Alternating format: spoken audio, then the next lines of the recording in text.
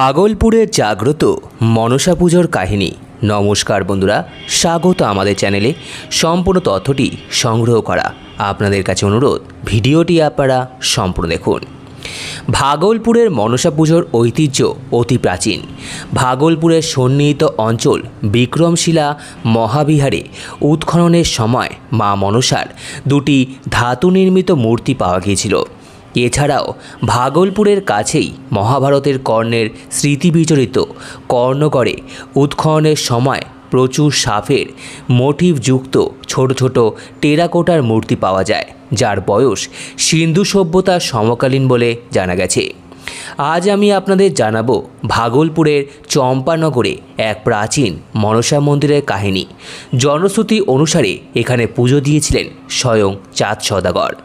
ভাগলপুর ও তার আশেপাশের কিছু অঞ্চল নিয়েছিল প্রাচীন অঙ্গপ্রদেশ, যা ছিল ষোড়শ মহাজনপদের একটি। চম্পা ছিল অঙ্গপ্রদেশের রাজধানী। হিউয়েনসাংয়ের ভ্রমণের বৃত্তান্তে এই স্থানটি চেম্পো নামে উল্লেখিত।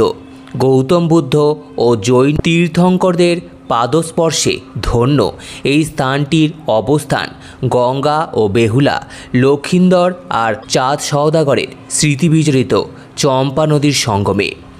আজকে চম্পা নদী অবশ্য সেই দিন আর নেই, তার অস্তিত্ব বিপন্ন। কয়েক দশক আগেই তার নাম বদলে গেছে।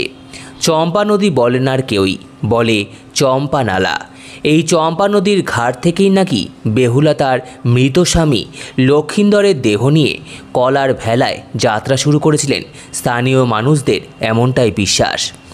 চম্পনগরের মা মনসার মন্দির অনেকটা জায়গা নিয়ে বিস্তৃত আয়তাকার প্রাঙ্গণ ঘিরে দোতলা মন্দিরের ভবনটি দেখলেই বোঝা যায় আধুনিক নির্মাণ।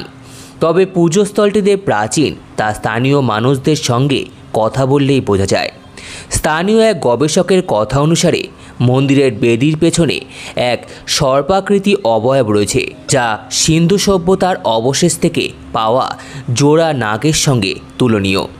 এছাড়াও মনসা পুজোর সময় এখানে এক ধরনের পোড়ামাটির খেলনা পাওয়া যায়, যা আবারও সিন্ধু সভ্যতার কথা মনে করিয়ে দেয়।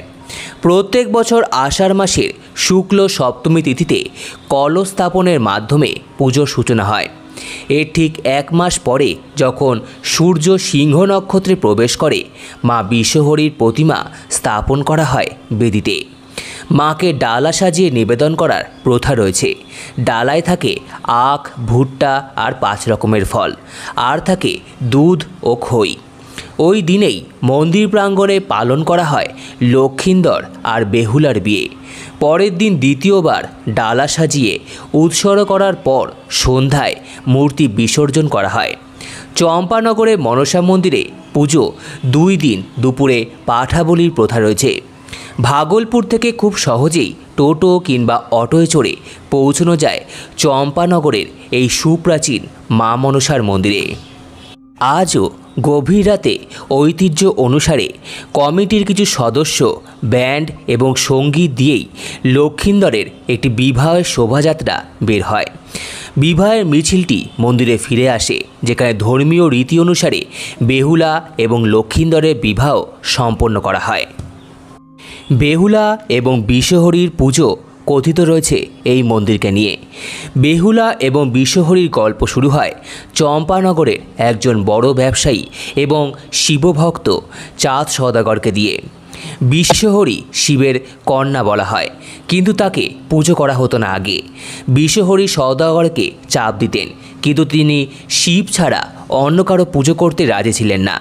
এতে বিশ্বহরী ক্রুদ্ধ হয়ে তার পুরো পরিবারকে ধ্বংস করতে শুরু করেন। ছোট ছেলে লক্ষিন্দর বেহুলার সাথে বিবাহ বন্ধনে আবদ্ধ হন। সওদাগর তার জন্য লোহা ও বাঁশের একটি ঘর তৈরি করেন, যাতে এতে কোনো গর্ত না থাকে। এই বাড়িটি এখনও চম্পানগরে রয়েছে। বিশ্বহরী সেখানে প্রবেশ করে লক্ষিন্দরকে কামড় দেন। সময় বেহুলা তার মৃত স্বামী লক্ষিন্দরকে নিয়ে কলার ভেলায় করে ভেসে চলে যান স্বর্গে এবং তার স্বামীর জীবন ফিরিয়ে আনেন। সওদাগরও বিশ্বহরীর পুজো করতে রাজি হন, কিন্তু বাম হাত দিয়ে। সওদাগর যেই মন্দিরে মা বিশ্বহরীর পুজো দিয়েছিলেন, সেই মন্দিরটি আজও এই চম্পানগরেই অবস্থিত। এই বিশ্বহরি মন্দিরেই বণিক সম্রাট চাঁদ সওদাগর মা মনসাকে চ্যাংমুড়ি কানি বলে বাঁ হাতে পুজো করেছিলেন। সম্পূর্ণ ভিডিওটি দেখার জন্য আপনাদের সকলকে অসংখ্য ধন্যবাদ।